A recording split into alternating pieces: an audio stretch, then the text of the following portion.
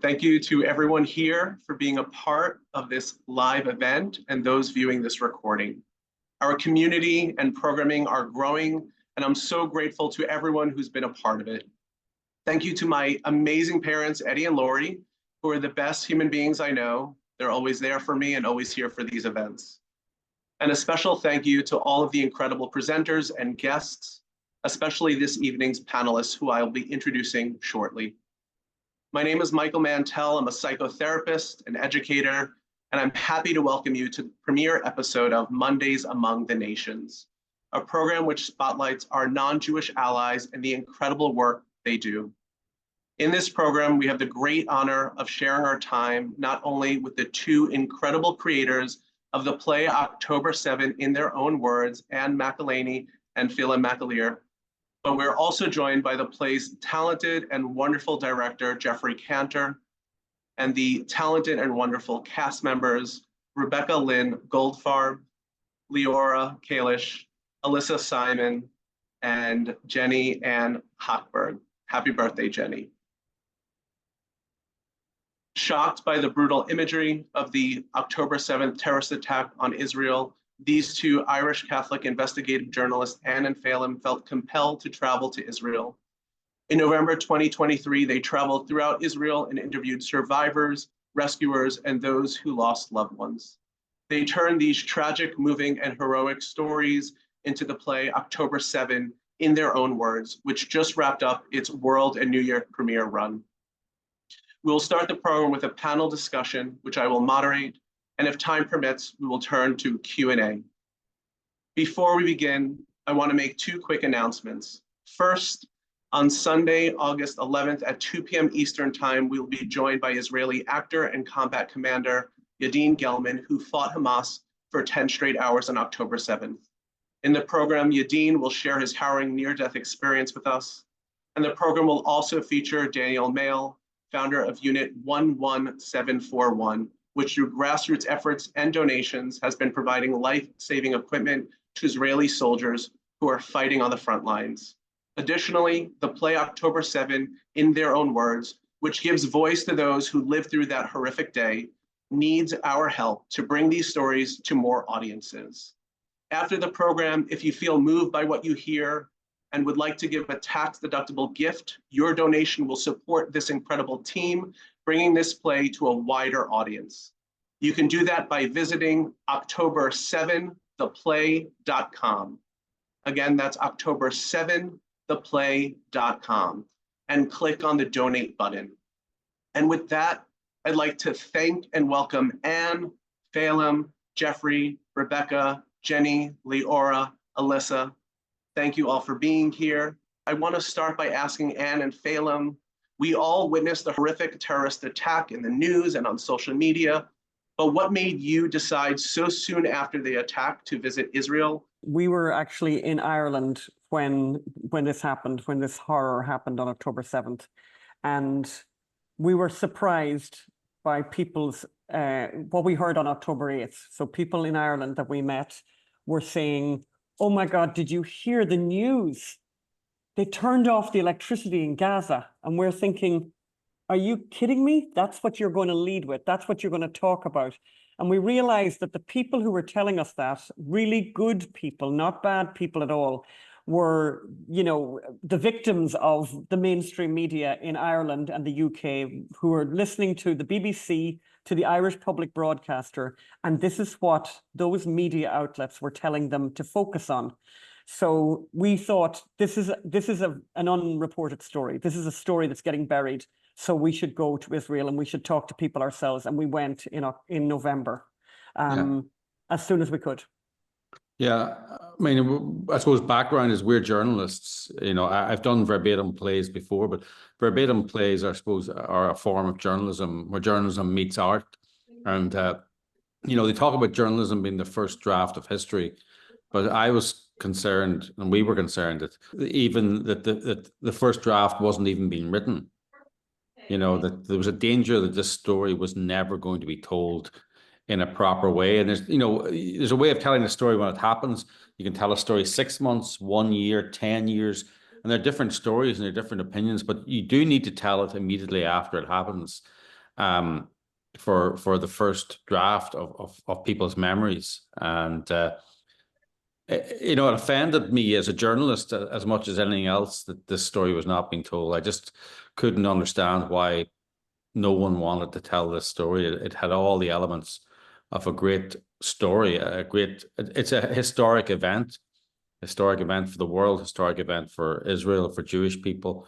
And, you know, it cried out to be told. And we were sort of sitting around thinking, well, somebody's going to do it. And suddenly we realized nobody else is, so we'd better do it. Was it always your intention to turn this into a play? Yes. Yes, from the very beginning, the idea was to go and speak to people and hear their stories and to weave it into a verbatim play. Yeah, that was always the intention, because we thought, you know, somebody's probably going to make a documentary, and, you know, documentaries just don't have the same, they don't have the same impact. We just felt that this was the way to do it, that this was very powerful. And I think you've seen it, Michael, quite a number of times now. I think you can testify to the fact that I think this was a very important effort, and will be shown and will be seen for years to come. And certainly that's our hope. Yeah, I think I shared with you that I have seen it about 4 or 5 times. I brought people with me, and one of the times, one of the friends I brought actually thought that the actors were the real survivors. I mean, that's how intense it was for them. And after, I think they came up to you and said, how did you get them to share their testimony? I mean, that's how intense it was. And I appreciate that you wanted to turn this into a play from the beginning. So verbatim plays is not something that I'm familiar with, and I'm not sure if many people in the United States is familiar with. Can you share a little bit about what that format is and how it lended to this particular project? Yeah, funny, it's more of a UK thing, actually, and my background is British. I'm from Northern Ireland, and you know, for example, there was a massacre in Derry in 1972 called Bloody Sunday, and there was a tribunal of inquiry into it over 2 years. So there's all these eyewitness accounts of this incident. So a couple of Guardian journalists made a verbatim play on it. So you go and you interview someone, or you take trial transcripts, courtroom transcripts, or inquiry transcripts, and craft out of those actual words a dramatic story, several dramatic stories, you know, but it has to conform to a drama. It has to have a beginning, middle, and end. It has to have drama. So verbatim theater is restrictive, but it's also very compelling as well. I always notice people at verbatim theater, they're always leaning forward to listen as opposed to leaning back to absorb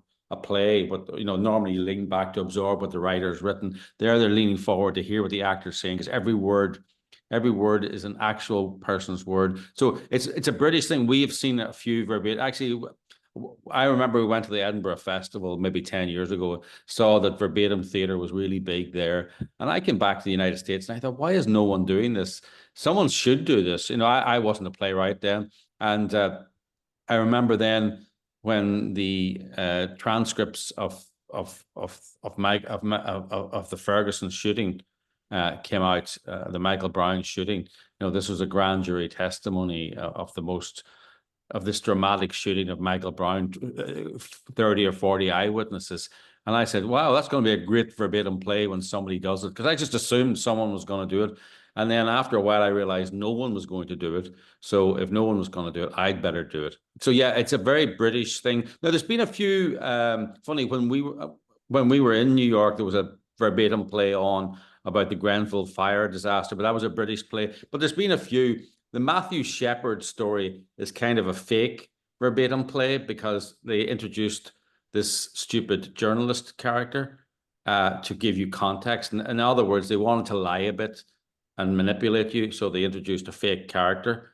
That's my opinion, and not everyone agrees with that. And in fact, when I first presented this to some people in New York, they said, what this really needs is a journalist character. And I'm going, the last thing this needs is a journalist character. What, you know, and I've said that at a few Q&As. It's like, people say, how did it affect you doing the interviews? And I'm going, who cares how it affected me doing the interviews? That's my job. You know, I'm not there to, you know, my tears are irrelevant, you know, or my feelings are irrelevant. You know, I'm there to get the best story. If my tears interfere with that person telling me the story, that's a failure. So it's sorry, that's a very long-winded way of telling you about verbatim theatre, but it's something people should do more of, and it's something, if there are any writers out there watching this, you know, no one else is doing it, go and do it. It's a really fascinating format, and it's a great way of telling the truth. Yeah, I like that. It sticks very much to the facts and the testimony rather than adding commentary into this. So I think that's an excellent point that you mentioned as well. I'm curious to know about what the process was like. I mean, the play premiered, I think, in May, so a number of months after October 7th, but you went there less than 2 months. You went to Israel less than 2 months after the attack and interviewed people. What was that experience like for you? How did you go about doing that, finding these people and speaking with them? Well, we're journalists, so this is what journalists do. You report on something that's happened. You find people to talk to. We went to Israel. We hired a car. We drove all over the country. We reached out to everyone we'd ever met who was Jewish and said, "Do you know people in Israel? Do you know people who've been affected?" We spoke to a number of people by Zoom before we left Los Angeles. We spoke to a rabbi in Ofakim who said, that Ofakim had been very badly affected and that he knew a lot of people who that he could introduce us to. So Ofakim became a place that we went to. But we had a fixer, we had a local fixer as well. But we just threw everything at it. We literally phoned everyone we'd ever met who might have some connections in Israel. And from that, we interviewed about 20 people and ended up with these 14 people whose stories we wove together. We recorded, everything was recorded. We filmed some of the interviews. We may well do something with that in the future again. We worked 6 or 7 days a week. Basically, the only days we didn't work was when people, Shabbat, when people weren't really available. Stayed in Tel Aviv, came back, we had to have all of the interviews transcribed, and some of them had to be translated. Some people spoke in English. Most people, that was one of the things we felt strongly about, that, somebody would be telling you about the worst day in their whole lives. They'd be, a lot of the people could speak English very, very well, but they would struggle then when it came to something that was, that intense. And we said, don't even try to say this in English, so just speak in Hebrew. So we had those, so people would then speak as fluently as possible in using the very words that they really, really wanted to use. So then we had that, all of that had to be translated. And then, then you have to get a producer, and then, start from scratch, try and find a venue. Finding a venue in New York, challenging, very, very challenging. How shocking is that? Imagine New York, whose theatre-going population, I would say, are predominantly Jewish. And yet there, when we were looking for a venue, we found it extremely difficult to find anyone who wanted us. And we were lucky in the end to get the Actors Temple. Did that have something to do with the theme or the topic? 100%. Absolutely, absolutely. Can you talk a little bit about the reception and what that was like to get your foot in the door, to get people to show interest in this play, and also to get a theater to actually have it in the theater? Well, there was all these theaters were remarkably busy when we went to hire them. They just, it was just amazing. They were all full at the time, just by amazing coincidence. And we would hire people to work on the play, and then they would get sick, or they would just suddenly remember they were going on vacation or whatever. It's kind of weird. And then getting the mainstream media to cover it was another challenge. They didn't think there was anything newsworthy about a verbatim play about October 7 opening in New York under NYPD protection. Like, for example, the New York Times failed to write one word about it. And the New York Times, I'm guessing their readership is heavily New York, heavily Jewish, heavily theater-centric, heavily interested in Israel, heavily interested in crime and New York NYPD. But they just couldn't find a space on their vast internet site with their many journalists to write about this play. And, you know, I think that says a lot. But it seemed to take on a life of its own. And it just grew and grew. And I wish we could have kept it going, because it was getting sold out night after night towards the end. And it was getting a real buzz going. I mean, normally the last plays we did, there were only 3 or 4 weeks, and I was very, very insistent that we went the extra few weeks for this, because I knew that it would be a slow burn, but then really take off. So I wanted to catch those few weeks at the end where you'd really get some interesting people coming and get some interesting conversations going. I wish it had more coverage. I think more people would have come, but from when I was there, you had full houses. So yeah. I was happy to see that.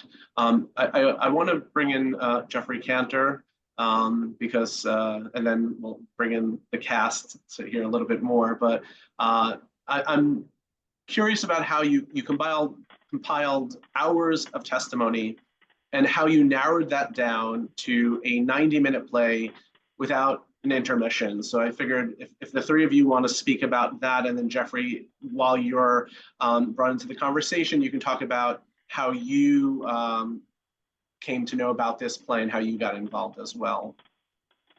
Well, narrowing it down was a nightmare, actually. And I'm not sure I've still recovered from that. I've still got nightmares about lines I missed and lines that didn't make it in. And I'm looking at some of the actors here. You, Rebecca, I have a great line I want to put back in for you. And is Leora there? Yeah, I have a great line for you as well. So, you know, it still keeps me awake at night, the lines that didn't make it in. So it was a very difficult process, a nightmare process. It took months. It should really only have taken weeks, really, when you think about it, but it's just, and you know, the problem is you fall in love with people that you interview, and maybe their story isn't that dramatic, but they're just wonderful people. And you make stupid mistakes. Like I made a mistake where Zaki, I don't know, Jeff's not here, but Zaki was a religious man who broke Shabbat, rescued 100 people, had an amazing story, and was a very modest man. And we met him, and Anne loved him, and I liked him too. But we had another story of another guy who rescued people in a van, and I said, okay, that's that taken care of. And Anne insisted that Zaki be included. And I mean, the play would have been half a play without Zaki in the end. You know, it was just, there's a hole there without Zaki and the religious guy. And, you know, it's a difficult process. But I think we did a good job, Anne, didn't we? Yeah, I think we did a good job. I wanted to read something that we've had some really wonderful messages from people who saw the play. And there was one from a Holocaust historian who said, I expected to walk out of the play devastated. I couldn't imagine someone tackling that subject without traumatizing the audience. I was prepared to hear my heart break. Then something remarkable happened. I walked out of the play filled with hope for humanity. I listened to terrible stories, yet the way these stories were presented showed me the strength, resilience, heroics, and hope for humanity. I thought that was a great message. It's beautiful. Yeah, I felt that way. I think you come away from this with some hope, ironically, despite the devastation and loss. Geoffrey, can you share a little bit about your hand? Yeah, I mean, you know, I think I was the third director of the film. If you want to fill people in on that.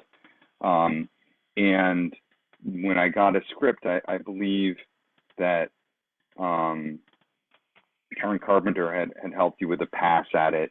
And when I was originally introduced to the play.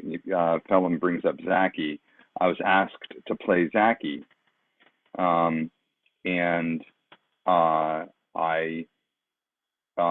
was before I read the play. I'm like, I clearly need to be part of this, and we can talk about that in a minute. I'm sure the cast it'll probably resonate with a lot of them. But the script was it was vital and important, but it wasn't quite in a place where it felt dramatic in a way that made sense, because some of the translations were a bit clunky, and Phelim was very open, and Anne was as well. And I sort of did a little dramaturgy on it, and we, because I was not as married to some of the specific words as they were, we cut about, I believe the first reading, somebody told me, and I don't know that this is true or not, so this is hearsay, but I heard the first reading came in at around 2 hours. We got it down to 90 minutes. And then Phelim and I had a lovely meeting where we literally went through every word, and we added some words, we took out some words. This is all during the preview period, because watching it, like, he brought up some things that we put back in that like were so cool and so important, which I will not share, because if you ever see the play, I don't want to give it away. But I wish that Phelim and I had a little more time, but I was brought in on a Wednesday to consider a role. I spoke to who turned out to be the second director on a Friday.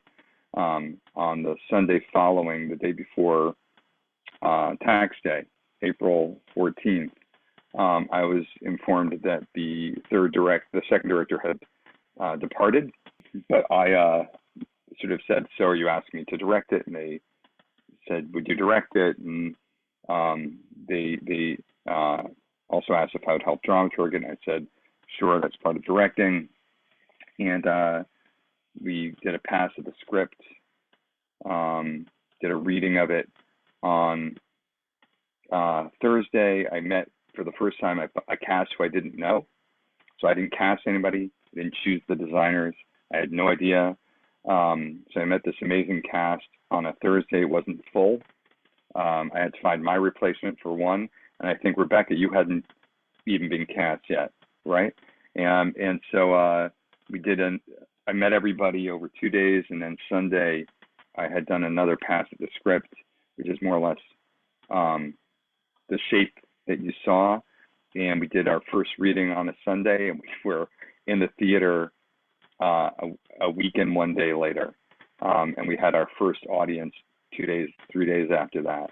So it was a very intense process. This cast, I don't know of a more committed group of people. I've been doing this for a very long time, and I have never met a more committed group of people, from the stage management team to the design team, and of course the actors, who felt what I did, a sort of compulsion in a way to do something.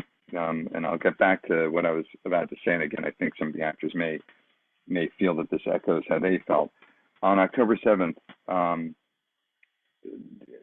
in a way, a little bit like what Phelim and Anne experienced in Ireland. I don't know if you guys remember, but on October 8th, there were marches in the street against Israel.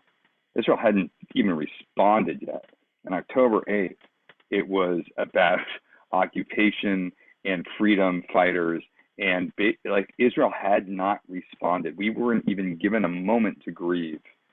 And I started posting online and started arguing with people. I did, the nonsense that one does on social media, but I felt really impotent and angry and at sort of loose ends in terms of what I could do in a positive way. And Phelim and I have had a fun discussion about politics. And while, of course, this is politicized, and it was politicized the minute they put pen to paper, the play itself is not a political play. The play itself is the story of survival and excellence and bravery and courage and audacity, and that's what we focus on. And we, like, I don't know who said that. I don't know whether you said it, Michael, or Phelim or Anne said, you know, there's no commentary. You know, we were very clear, and I was clear with the actors, although I don't think I needed to have said anything, that we're not commenting on the experience. Our job is to maintain as much as we can the authentic voice that these people shared with Phelim and Anne. And I think the actors got it immediately. And we created, I thought, in my head, the only way to share this with an audience is if you think of sharing memory, you know, like when you tell a story, you see things. And what I tried to do, and I think the actors just handled so brilliantly, is while they're talking and they're imagining what they're telling you, the audience, or in this case, Phelim and Anne, and then the audience, that the audience gets a glimpse into what they're imagining. And that was sort of the artistic conceit of this. So the actors had to both be in it and of it simultaneously. And that's a hard thing to do. And I don't think a lot of verbatim plays do that. I think, and my experience with verbatim plays is minimal compared to Anne and Phelim's. But what I was not interested in was dissertation. What I was not interested in was presentation in a way that it's like, I'm going to tell you what happened. I wanted the audience, because I thought it's the only way, it's such a visceral thing, is for the audience to get into the brain and the memory that these actors, these people, through the actors, are sharing. And that's why you hear gunfire, and that's why you see lights, and that's why you have movement, and that's why the audience has to be completely surrounded by this experience. And I think the minute I saw this, it didn't occur to me that there's any other way to do it. I didn't think like, oh, this will be clever.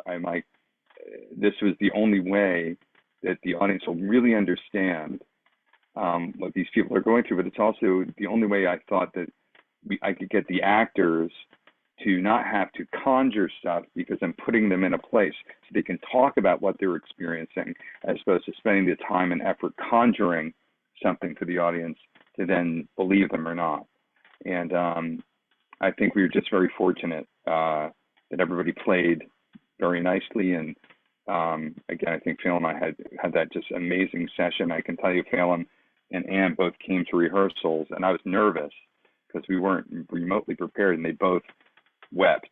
And I thought, okay, we didn't screw up too badly.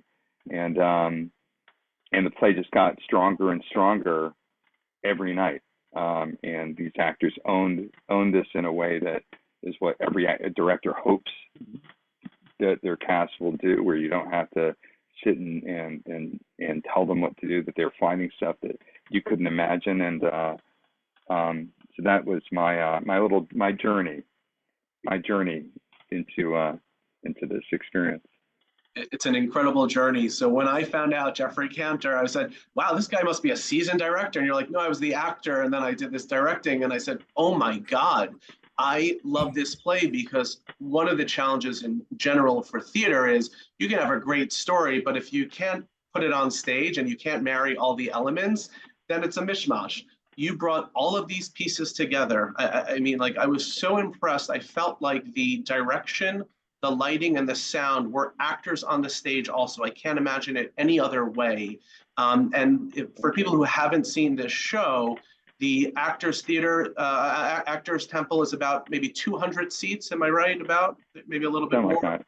And it's end on, so you have the stage on one side, the audience on the other. The only way off the stage is behind the stage or through the audience, the center aisle.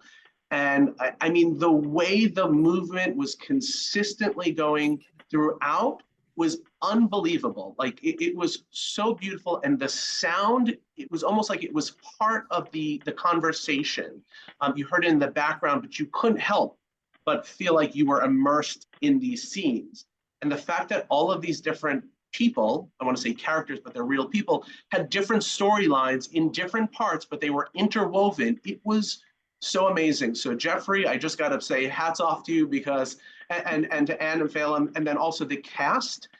you can have an incredible story, but if you can't tell it, it's for naught. And I felt like you really did justice to these people's testimony, and for us, the audience and people who want to witness this. So I just wanted to put it out there. Incredible job. That's why I saw it 5 times. That's why I kept on bringing people. And every single time I saw it, I was in pain. And there was more that I said, oh, I didn't hear that the first time, or I felt it a different way, especially with all the news that's going on, when one thing was happening and I was experiencing it this week at the theater. So you brought it to life, truly. Well, thank you. You know, it was really interesting also because it's, in a way, the entire play takes place really from early in the morning on October 7th, if not, October 6th, right? And ends in a way on October 8th. And, and then you have the ending where people are just sharing. But there was an interesting thing that happened to me is like trying to have a timeline. So the timeline's consistent. If you think of a timeline, what's happening in Ofakim, what's happening in Nova, what's happening up north, and so the timeline is the constant, and then trying to find what's happening where and where did the stories overlap. That became, and I think I think that for me was the way that it managed to hold its thread together. And also something else that I took a little liberty with was when somebody was talking about a character who was saying something, rather than having them tell you that, is introduce that character as well. And so the memory of a conversation between two people isn't just being spoken of as a memory, but you're actually seeing the conversation happen. So we didn't put words in people's mouth, but we humanized those sort of other conversations that of people maybe that hadn't been interviewed directly, because that helped. Those were the memories too, not just the sounds and the cars and the lights, but the people talking to them. Those were parts of the shared memory. So that's how that came about. I forgot about that point, because there are people who are mentioned who may not have survived, and yet they have a life in this play. So you use their verbatim, them sharing about this, and I thought that was brilliant. So thank you. I just want to say, I mean, Geoffrey mentioned, we start early on October 7th or maybe October 6th. It was a very deliberate thing we did. Was everyone we sat down to hear the story of October 7th. The first question we asked was not, where were you on October 7th? It was, tell me about October 6th, right? Because, the whole reason, there would be no October 8th if it wasn't for October 7th. And I wanted to show how Israel was on October 6th. The domestic details, the cooking of the special dishes for the special holiday that I can't pronounce properly, so therefore I won't. So, it's a holiday and somebody's coming from this place and and then I'm divorced, so I have to go there, and my half sister goes here, and the usual stuff with holidays. And 2 of my sons couldn't make it, and 1 did, and he brought 3 of his children, but the other one has just come back from a trip to America. All this kind of domestic minutiae of ordinary, boring domestic life that was Israel on October 6th. And lots of people were kind of surprised to be asked about October 6th, but it was very important that people saw that this war started on October 7th, that there would be no Gaza if October 6th if October 7th had been the same as October 6th. I wanted to show the change. I wanted to show how ordinary people were thrown into extraordinary circumstances. So that was very, very important that we showed the craziness. And Israel's a small country, and people were going, I lived there, but I was driving there, I was born here, my mother was there, the usual holiday rush. And that was important that we showed October 6th. Yeah, that was very well done also. Now I want to bring in the cast to the conversation. Maybe if you can start by introducing yourselves, your names, and then who you portrayed in the play, if you can talk a little bit about the people, because now comes to the stories and the people who are this play is based on. So maybe we can share a little bit about who they are through you guys. And then also in that time, if you want to share how you came to be a part of this production. Rebecca, would you care to start? Sure. Okay, so I'm Rebecca. In the show, I played Mika, who is 15 years old. And I don't want to say too much because my storyline also has a lot to do with Alyssa's character storyline, but besides all the other people we're portraying in the show, our two characters, people are connected the whole time, which is pretty important. And then aside from that, I also portrayed a bunch of other people that exist in other people's storylines. And I found out about the play, crazy enough, the night before our first gathering, our first like signing contracts. I got the call the night before from my manager. And it was kind of mind-blowing. It was very funny. I actually submitted an audition a few days before and I was like, I nailed that. And so when I got the call, I was like, yeah, I booked that. And they were like, oh, this off-Broadway show. And I was like, wait, what? And then they said the title and I was like, what? So I was very shocked because I hadn't heard anything about this. I hadn't seen it posted anywhere, but there was no doubt in my mind that I wanted to be a part of it. And I knew it wouldn't be easy. I knew it would be very, emotionally difficult at times, but to be able to do something and share stories that people aren't hearing, I thought was really important. And as an actor, I feel like every time I'm in the audience in a show, I always wish it was me on the stage. And I know that, I just feel a million times more grateful to be a part of the storytelling. So yeah, very grateful overall. And I'll segue it to Alyssa because our characters are connected. My name is Alyssa Simon, and I played Hadass Alan, and I played Mika's mother, Rebecca's mom. And yeah, part of the joy and the inspiration of these people and the bravery of these people is not only how they were trying to save their own lives, but how they were looking out for other people, how they thought to rescue other people. I mean, Zaki's story is just, as Phelim said, essential. And Hadass and her daughter Mika are in a safe room for 36 hours and they only have each other. And the mother is thinking, well, what do I have? What do I have to protect my family? I have a knife. I have this. And yeah, I get emotional just still thinking about it. But how I got into the play was I was cast last year at Actors Temple Theater in a Rosh Hashanah play called Out of the Apple Orchard, based on a children's story. And Robin Karras cast the show. And so she remembered me. And I saw a notice for the auditions on Actors Access for the reading. And so I wrote to Robin and I said, this means a lot to me. I would love to do this reading. And I didn't hear anything. And I thought, well, of course, they cast Israeli actors. This is New York. And then I got an email about, I don't know, 2 weeks later, I guess, as an offer for the show. And so that that was mind-blowing. And then I just had to change my whole life happily. And then I showed up. And I remember signing the contracts and looking at Rebecca and asking if she was my daughter. And when she said yes and smiled, I just knew that this was going to be great. I guess I'll go. Yeah. I like to say if you guys can't tell by our smiling, we are very close-knit as a cast. We still talk all the time. And so I'm so happy to be with these lovely people and see Anne Phelim and Geoffrey when he was on camera. It makes me, they're my family now. So I'm so happy to see them. I'm Jenny Anne Hochberg. As you see in my name, I played Shani Arditi.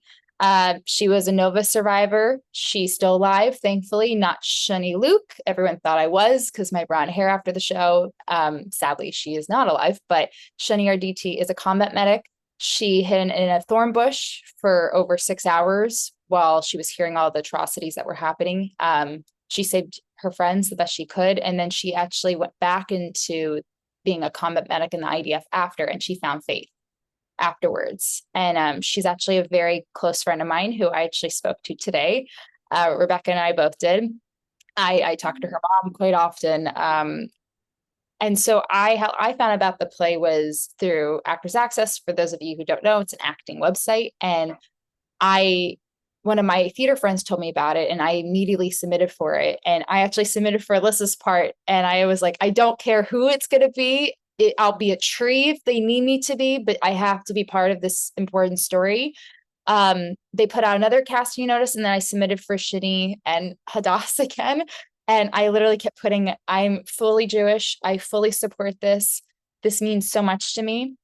And I remember seeing the notice when I walked past the Actors Temple Theater. I saw a bill, like a poster for it. And I was like, I will go support this play. I'm sure they went with a bigger name, which happens sometimes in our industry. And then I got randomly an offer through my website the day before we start rehearsals, which has happened to most of us. And I can just talk about my experience meeting Shani, which is I was surprised by Phelim and Anne and Geoffrey opening night. I had a feeling maybe she'd be there, but when I saw her, like, this woman's my hero. She is so, I just know from knowing her personally now, she's the most like uplifting person, even when she's having her PTSD, which she's experiencing. And she's talks about this in her social media, so it's not private, but she still has her PTSD, and I've witnessed it also firsthand. And she's still just an amazing human being, extremely spiritual, but also just is about enjoying life. She does acro yoga, and I'm just so honored to know her and say, like, we have so much in common. It is so bizarre. And just the last thing I'll share is, as an actor,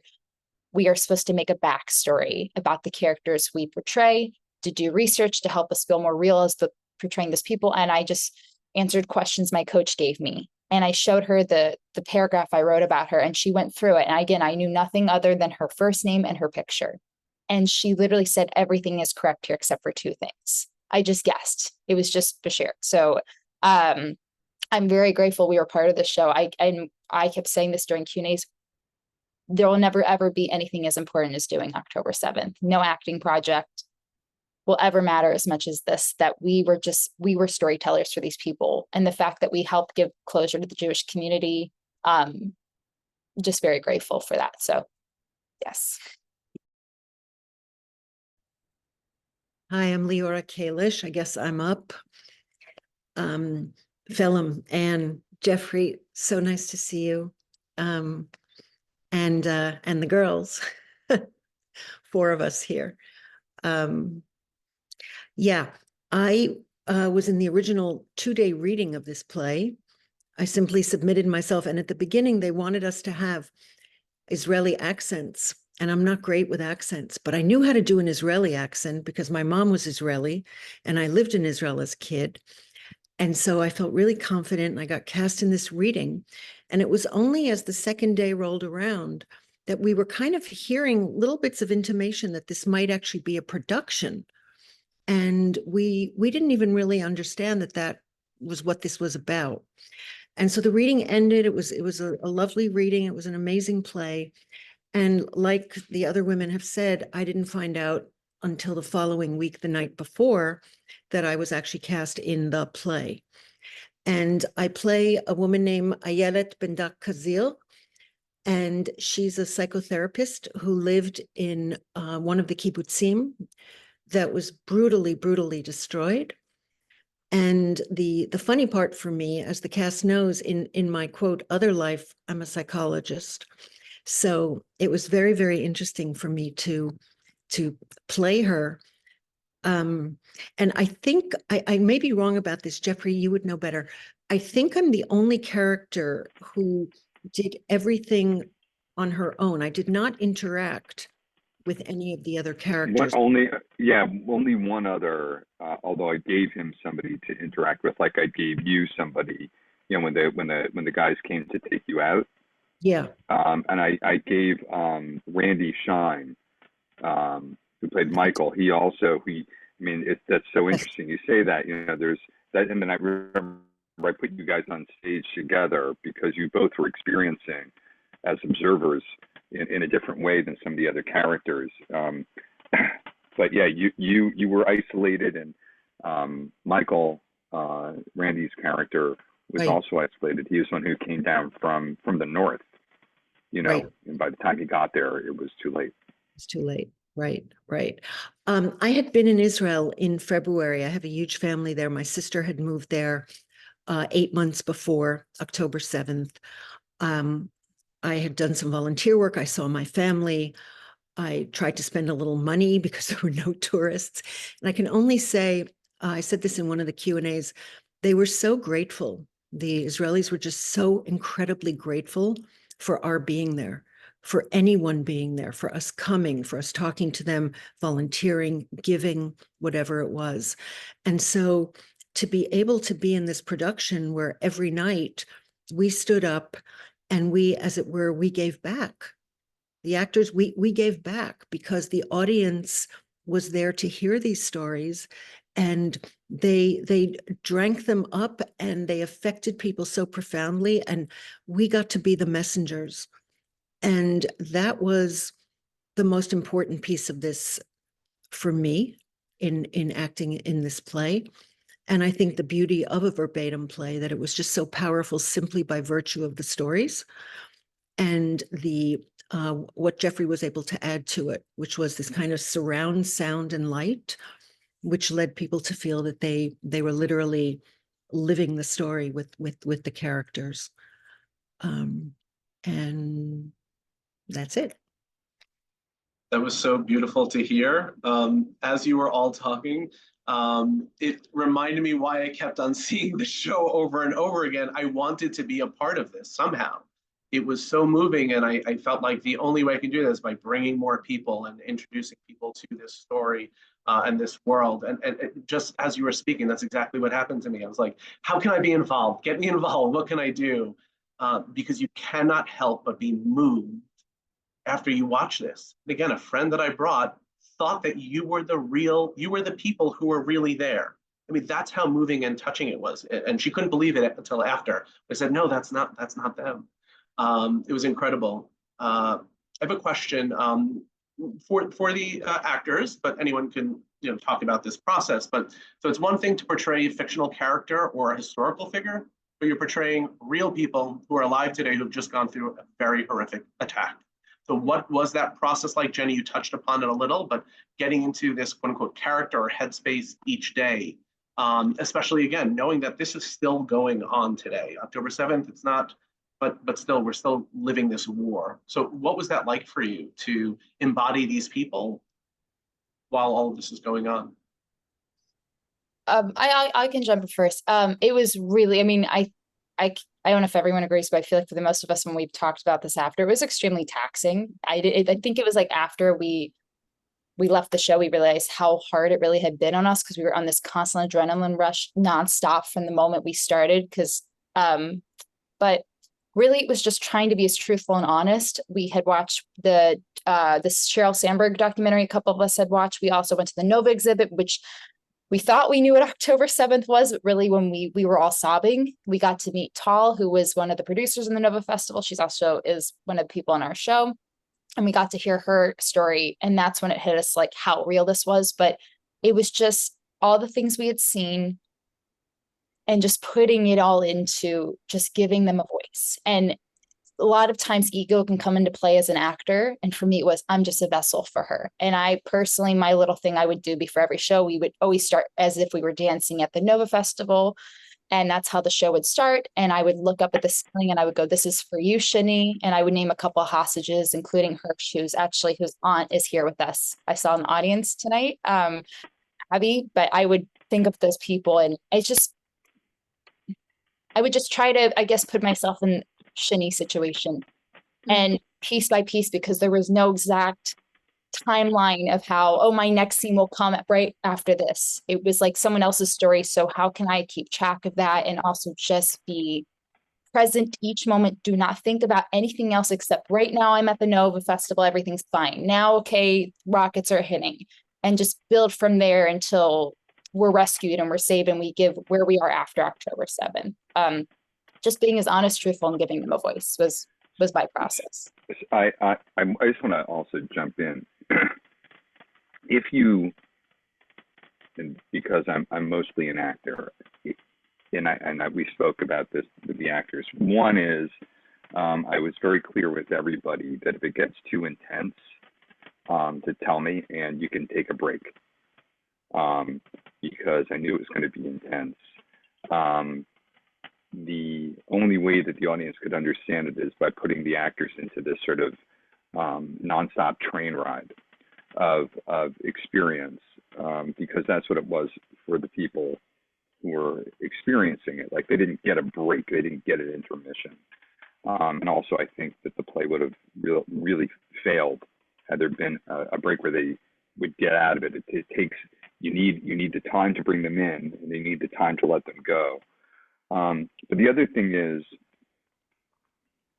from a theater standpoint, it almost doesn't matter. It's not your job as an actor to worry about whether this is a real person or a fake person.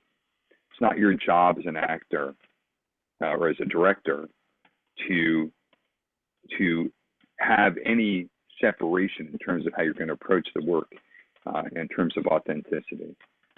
It's more of an afterthought of like, oh, did we do it well enough? Did we honor their voices?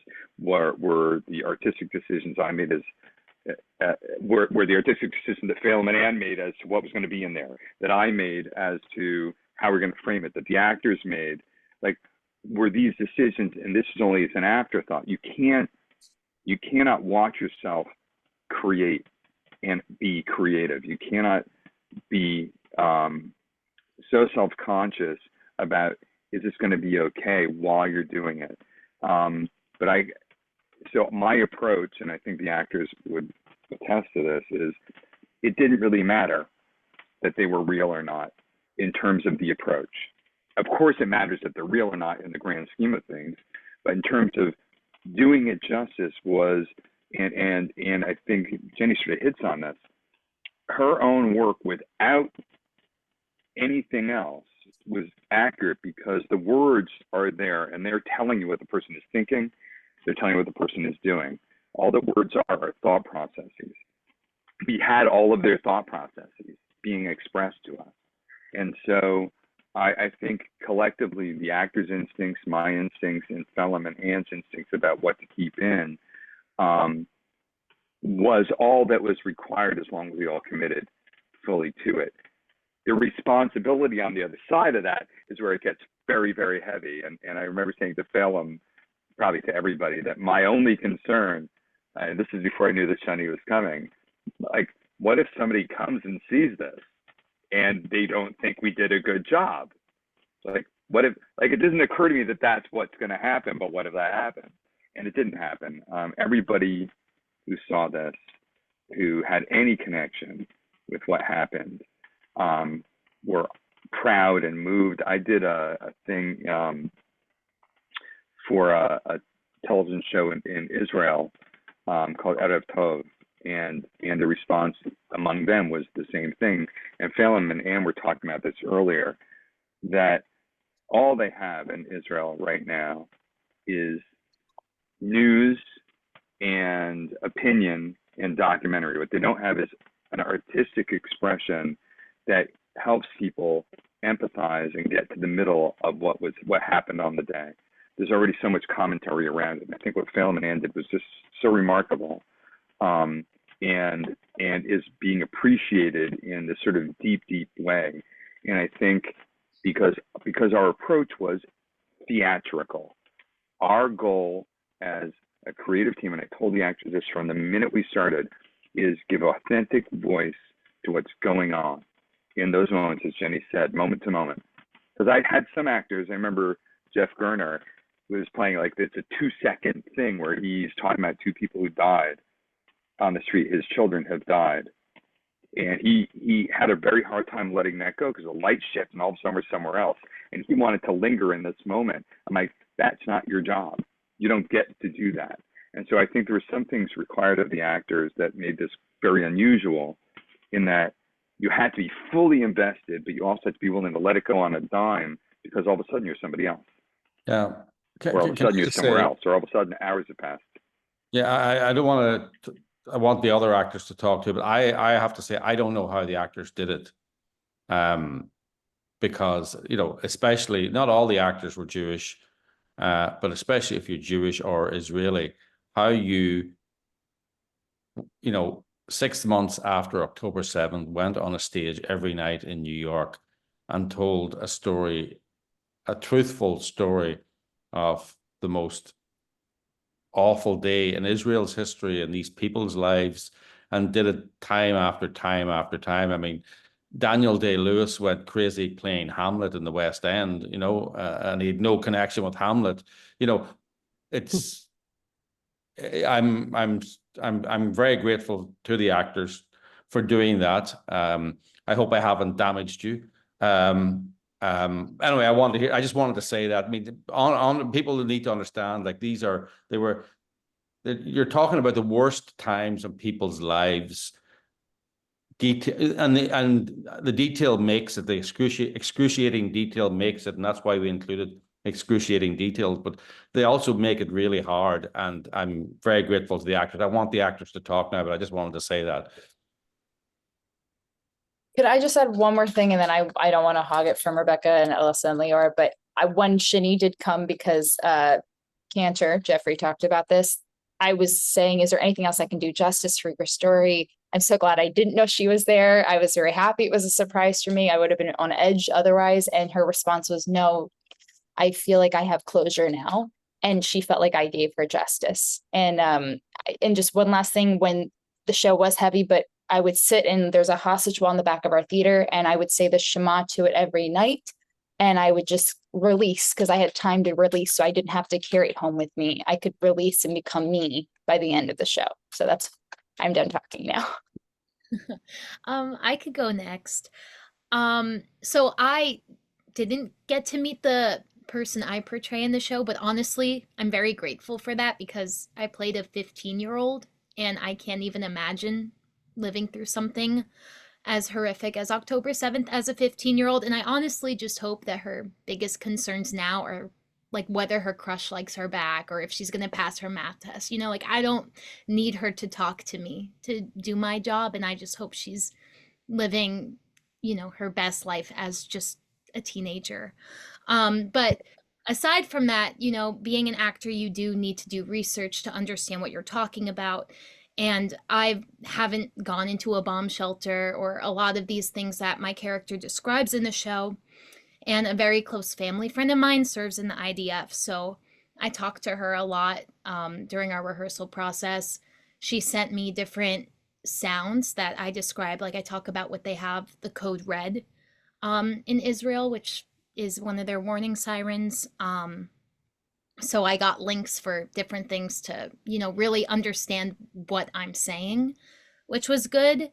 And then in terms of actually doing the show, my character, as Rebecca, I'm a very emotional person.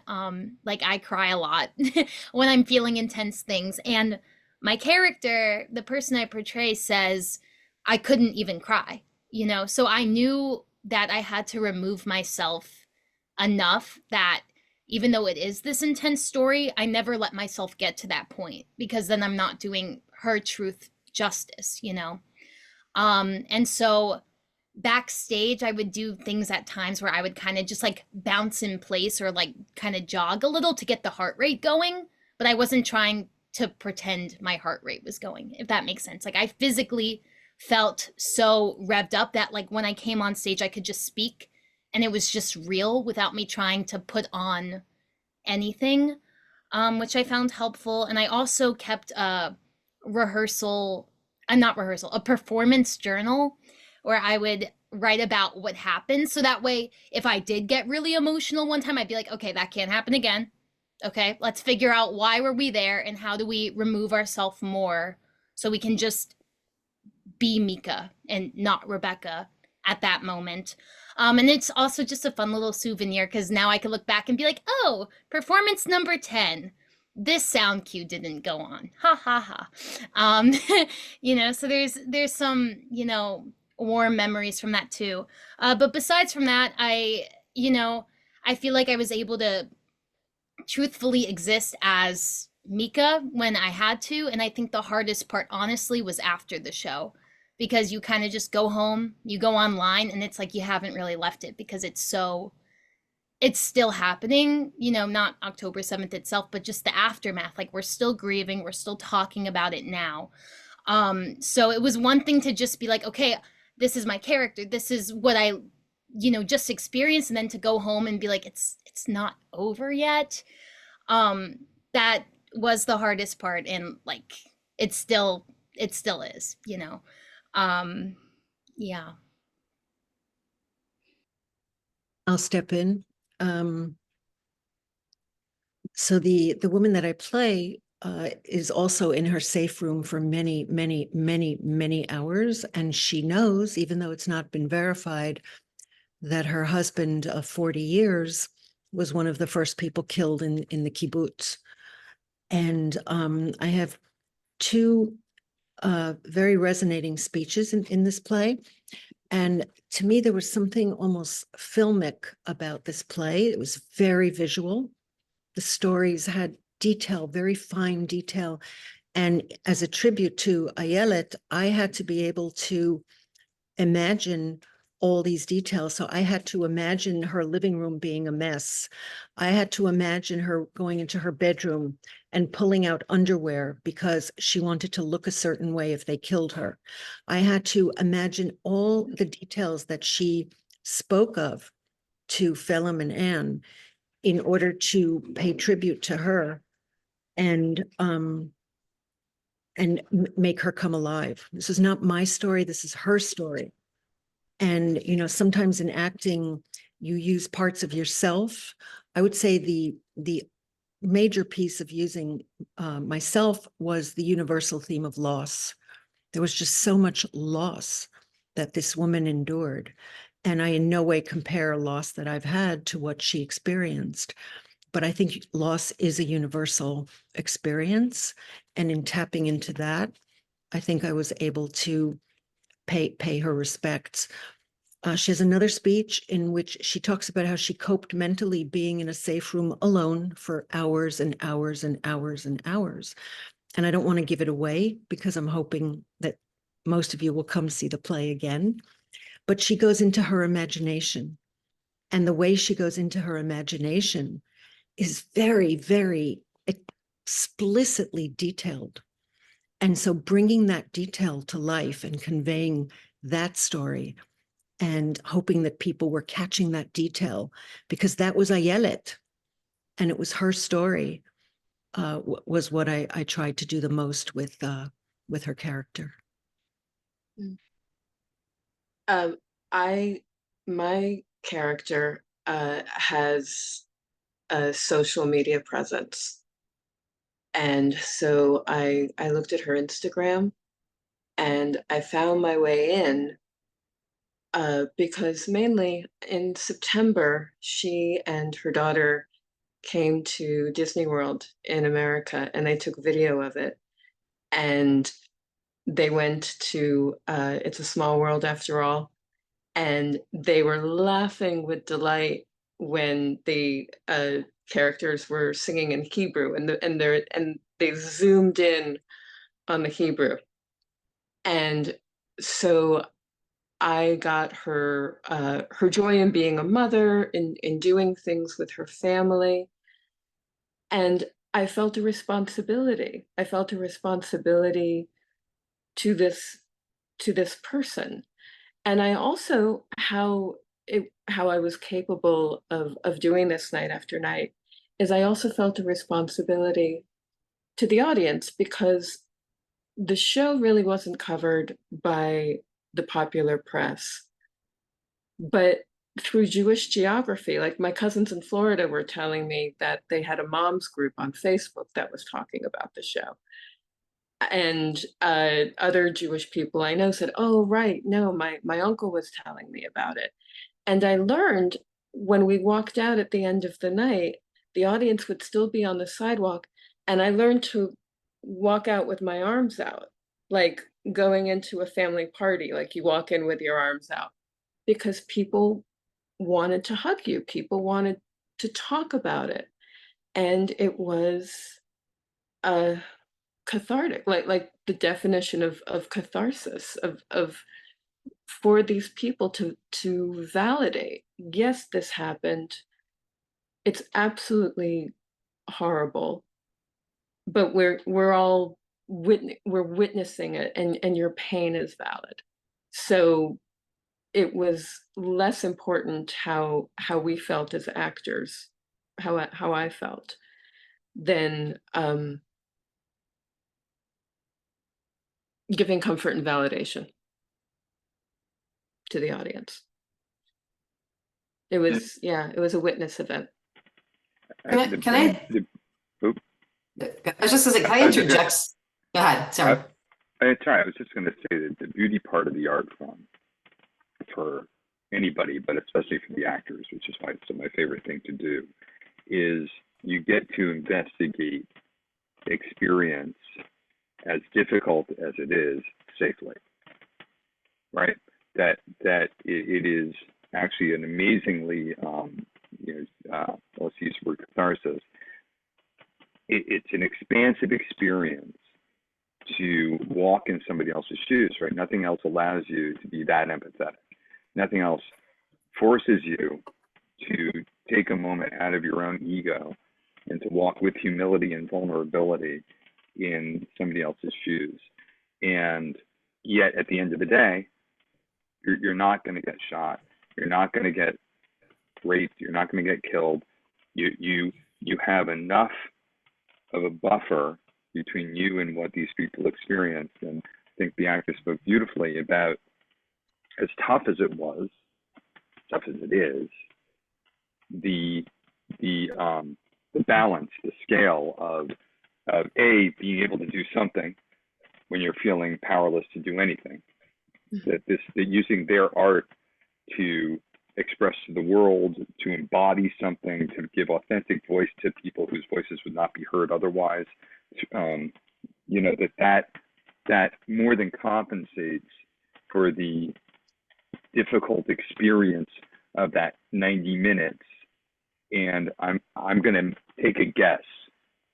As hard as it was, I would say that every actor in this play felt both a sense of relief that they don't have to put themselves through that marathon, but also a sense of loss that they no longer have the opportunity to discover and be with these people who are family and to share with an audience these essential stories, because not enough people are talking about it. And I would say, I'm just guessing, but I think I'm probably right, that it was this sort of dual thing for everybody. I mean, I had to step away. I was at every preview, obviously. I mean, I was working. I remember Alyssa said, do you sleep? I'm like, I think I got an hour last night, So I was so embedded in this. And it was very hard for me after the first preview to not be there every night. But I missed it. But I also had to step away because the actors need, again, as all theater pieces require, the actors need to not be overseen. But I think everybody in this cast, given the opportunity, would do this again. As difficult as Phelim says it was, and it was. I know it was difficult because I made it difficult, and Phelim and Anne made it difficult because it's difficult. But I don't think there's any actor in that play who, given the chance to do this play again, would say no. Maybe I give the floor to Abby before. Is that okay if I give the floor to Abby for a moment? Hi. So I'm coming at this from a little bit of a different angle. I merely came to see the show because my daughter, who lives in New York, said to me, she said, you want to go see something? When I go see a play, and I'm like, sure, get tickets to something. I was thinking it was going to be some big production of something. And she said, there's something called October 7th. If you want to go see it, let's get tickets. So we went. only because of the title and being very closely related to the subject. So I had nothing to do with this production. I will say, for those who don't know, my nephew is one of the hostages, like Jenny just said. He's Hirsch Goldberg, Poland. So we just went to this play because anything October 7th, we're there to support. And I literally think this was one of the best things that has come out since October 7th in terms of when people say out there, what can we do? What can we do? That's what we as a hostage family, that's what we keep hearing out there. Everybody in, I can't say the world, but those who care, which a lot of people out there in the world want to know, what can we do out there to help the situation with the hostages or the war, what's going on in Israel? And there's two things, it's awareness and advocacy. And for awareness sake, I think what happened with this production, this was one of the best mediums for awareness out there. People on the advocacy side can send notes to their congresspeople, their senators, to the president, and people are doing that. We should all keep doing it. It's super important. But on the awareness side, this play is so important. It's important for us as Jews, and I think a lot of people on this call, it looks like, are probably Jewish, but Anne and Phelim are not. And coming from their voices and their interviews elevates part of the awareness of this show. And that there are people in the world who, outside of the Jewish population or Israelis, who care. And I think that in itself sent a huge message from this play. That was one thing.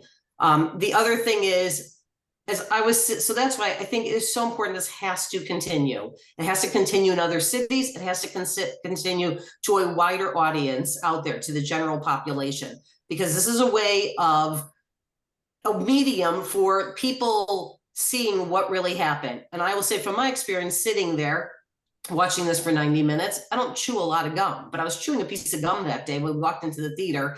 And at some point through the production, I realized I haven't chewed. It was just sitting in my mouth. I was so mesmerized. I felt so engaged. I felt like I spent all day on this, not on the production, but on awareness and things that we could all be doing out there. And I felt like seeing things on Instagram and social media, Facebook, and seeing the news and seeing everything that a lot of us are probably watching all day long. This was feeling like I was in a 360-degree surround of what was going on. So we weren't all there, all of us on this call probably, but I felt like it, hearing the gunshots in the background, the sounds, it's phenomenal. I mean, this production is great. I'm in Chicago. I came back to Chicago after that, and I haven't stopped talking about this. People said to me, great, we're going to go. We'll fly to New York for the day. Let's get a group. Let's go. And I was there for one of the last shows. But what I'm saying is we have to everybody on here, Anne, Phelim, Geoffrey, we actors, this has to continue. I'll help do whatever I can with you guys to keep it going. It's so important. You guys are doing a phenomenal job. You did a phenomenal job with it. Let's keep it out there. Amen, Abby. Thank you for sharing that. I agree. I think that's what brings people to this. It's a cathartic experience. It's where we feel safe, ironically, where we can talk about this. I think, Alyssa, you mentioned it, that after the show, people would be outside waiting for you. I was literally one of those people who waited. It's one of the last people to leave, and I felt silly, but I just didn't want to go anywhere because you felt like these were your people. You experienced together. Exactly. It was one of those things that, fortunately, you're able to feel it safely, but in a way that we were able to, in some ways, experience what happened. And this is why it's so important, as Abby said, for people to know about this play and to see it. I was going to ask a few questions, but maybe I will ask one last question and open it up to Q&A if that's okay. And if anyone has to leave, just let me know. But it brings up this great question that a lot of people are asking: has this been filmed? Is there a way for us to see it? Where is this going to be? I think that's a great question. So what is the life of the play? What is next? And how can we get involved to help it get there? So I believe Anne and Phelim, maybe this is where I can ask you guys to share. Yeah, well, we definitely want to keep going. We would love to bring this show further, and we've had inquiries from all over the place. And And that's kind of, we're very deep into trying to make that happen. That's kind of, am I right, Phelim? I mean, like, and it's amazing. Like people from everywhere. We've had people from Argentina, from Germany, people from Ireland, where we are here, which definitely needs a lot of attention. But also then Harvard, Columbia, Princeton, Rutgers, they all want us basically. So so we're currently talking to people. It's all about funding, actually. We're a not-for-profit, and let me tell you, we lived up to our name with the New York production. It was definitely a not-for-profit, but that's what we're set up to do, is to spend the money and tell the truth. But so we need funding to take it. We want to go on an Ivy League campus tour. We always had said that, yeah. And so that's the plan. But for example, UCLA, I think there's a group over there who are looking at doing their own production for UCLA, probably a dramatized staged reading.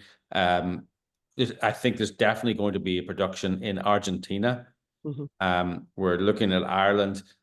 And, we just before this phone call, we were on the phone on a Zoom with a couple of producers in South Florida who want to put it on there. So it's, anyone out there who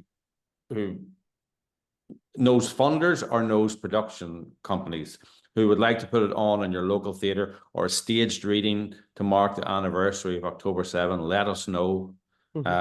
This is, I'm so glad that Abby said what she did, because it's hard to really tell you how wonderful and the play is. It's not depressing. It's not. It's got tragedy, but it's also got hope and resilience. And also, of course, these were Jewish people. It's got lots of humor in the darkest times. I think the darker it gets, the more the jokes come. I don't know, but it's people left feeling resilient and hopeful, I think. And it's someone described it as filmic, and that we've had a number of people saying this needs to be a mini series or a movie. And I'm just so glad. I'm so glad that Abby said what she did, because she's true that this, and I people were talking earlier about telling the truth and how the sense of responsibility. We felt an enormous sense of responsibility to be entirely accurate to what people said. And it was very funny. We would send some of the Hebrew stuff off to be translated. We had it translated as we spoke to the person, verbally translated, but we wanted a proper translation. And it would come back and the person would have toned down what the person had said, because they didn't want to make Israeli people look angry or, upset. They wanted to push a certain political point of view, and they didn't like that person's politics. And it was like, no, that's, we're not your job. That's not your job. Exactly. And it was interesting. We think actually quite often these situations happened with people who were either Jewish or Israeli, but being outside as journalists, being outside of this, didn't happen to us. It didn't happen to our people. We're not going to change a word of what somebody said to us, because it was a privilege that they spoke to us in the first place. But it was interesting, that instinct that some people had to want to tone it down, and which we can't. It's beyond me, because it's so. It would be so disrespectful to do that to somebody who has privileged you by telling their story, that you would alter it in any way or tone it down in any way. I think that's the incredible power about verbatim plays, right? It's exactly word for word, and it's so important. But just talking as well to the point of going forward with the play, as Phelim said, we're a 501c3. The truth is that we didn't raise enough money to do what we did in New York. We didn't. We used money we had in reserve from other donors to our general 501c3. And funny, in a previous call we had today, somebody said, who paid for New York? And I said, Christians paid for New York. And it's actually kind of an interesting thing, actually. the vast majority of the money came, which I think people should feel kind of happy about, by the way. But we're not funded in the way we should be. I mean, we are penny pinching. It's not good. I will be really honest with you about that. You know, I'm disappointed in a way that we haven't been flooded with money, by the way, because I think what we've done is something really special. I think it's really powerful, and it'd be great to bring it everywhere. And the only thing, literally the only thing that's stopping us is money. And one thing that I say to people, and maybe if some people here who know donors or who are donors, there's a lot of donor money that is homeless now. Many of the institutions that Jewish people had supported very generously for many, many years and decades have let them down dramatically. And that money now that they used to give is sort of homeless. And I have a home for it because we would love to keep doing this. And people, because we're a 501c3, and it's very clear, you can donate and you can say for October 7, and we are legally obliged, and we are audited every year. We are legally obliged to spend the money only on that project. So if that helps people. But if anyone wants to get in touch about that, we're very easy to be found. I think that Michael will send out our email addresses and stuff like that. But anyone who can help us, you know, it's literally money is stopping us, and it's a shame. It's a real shame. And have you gone to any of the foundations, All of the large donors from the universities who've pulled their funding? No, I'm trying, Abby, I'm trying. I mean, there's certain big names that you and I both know, right, that have quite publicly said that. Yeah. I am trying to get in touch with those people. I've also been in touch with some of the larger philanthropic organizations, Jewish philanthropic organizations, and we're making our case to them. But obviously, anything that anyone can do to help would be great. But we are literally trying everything. Do you have financials or a budget yet for this? Because I am not in the world of fundraising, but I have been for the last 9 months now. Yeah. And I'm learning it's not that complicated for things related to this if they're very directed, but there's foundations who have money available for the arts. Yes. Well, Jewish foundations. Well, and we do have budgets. My colleague who's not on this call, Magda, she's the one who's in charge of the money. But so people can write to us through the website, and we'll share all that. Yeah. With you. You said something else. I think, Phelim, you were the one who said this, about people leaving the theater feeling hopeful or hope.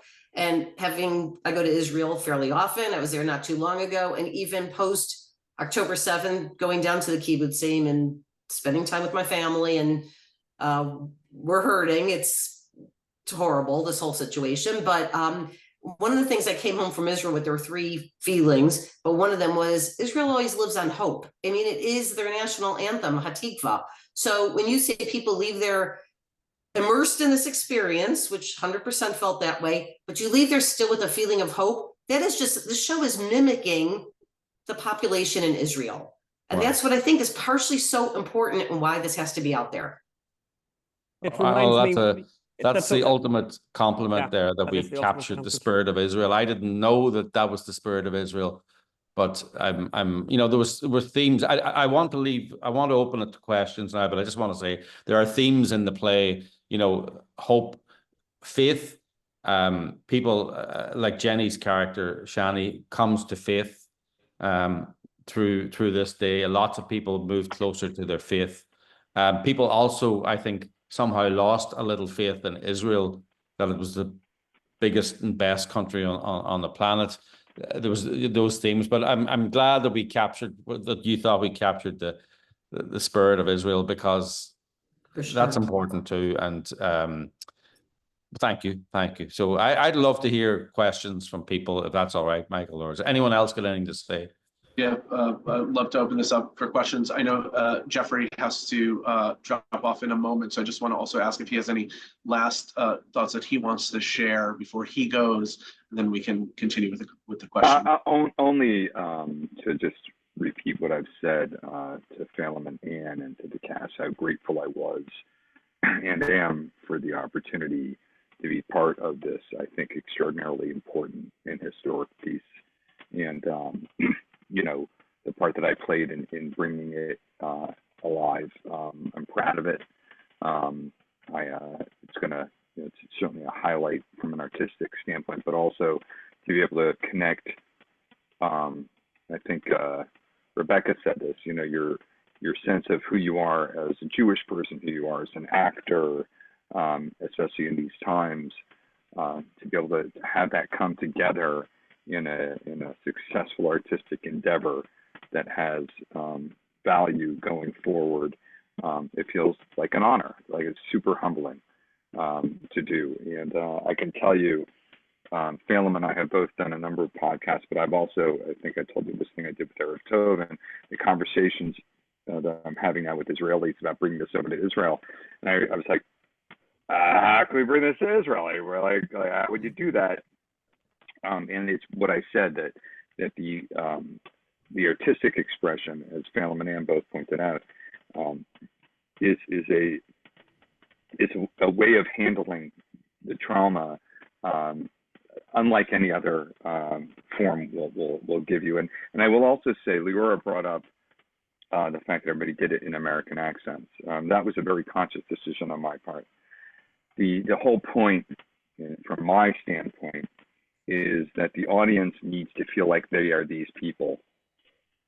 The audience, these are these people. They are just normal people going about their day. And so were we to do it in Ireland, were we to do it in Argentina, wherever we do it, if I'm part of the directing team, you know, if I'm given that opportunity, I would make sure that it's done in the lingua franca of the country, because the way you get into the hearts and souls and minds of people is to make the characters familiar. And so that's why there were no accents. There was just, they're talking the vernacular of the audience, because the audience needs to feel that that's who they are. And so that's where that decision came from. And I think, again, artistically, I think it's the right choice. And I think you see how it impacted an audience. If everybody has an accent, then they're the other. By taking away the accents, that's who they are. And I think that was part of the success of it. So no matter where we do it, I would want to use actors, if I'm directing it, who are local. And if we were to do it in Israel, that's a whole different kettle of fish, because obviously we'd want to do it in Hebrew. But also, I was told by some friends of mine, there's a large non-Hebrew speaking population. I mean, they all speak Hebrew to some extent, but that's not what's going to ring in their ear. And so the idea of doing it there is daunting, but also extremely exciting, if that's something that can happen. And Phelim and Anne, I think we should have an offline conversation, because people are reaching out to me, and I think we should have some conversation about that. But I love my actors. I loved working with Anne and Phelim and working on this production. It was definitely a highlight in the universe of my artistic life. So, Geoffrey, you brought so much to this show. I didn't mean to interrupt you. I just had to say again, with the thank you. directing, it just blew me away how you made everything cohesive and together, and that's so important. Thank you. So I want to make sure that we can take care of Geoffrey. Thank you, and I want to make sure that everybody.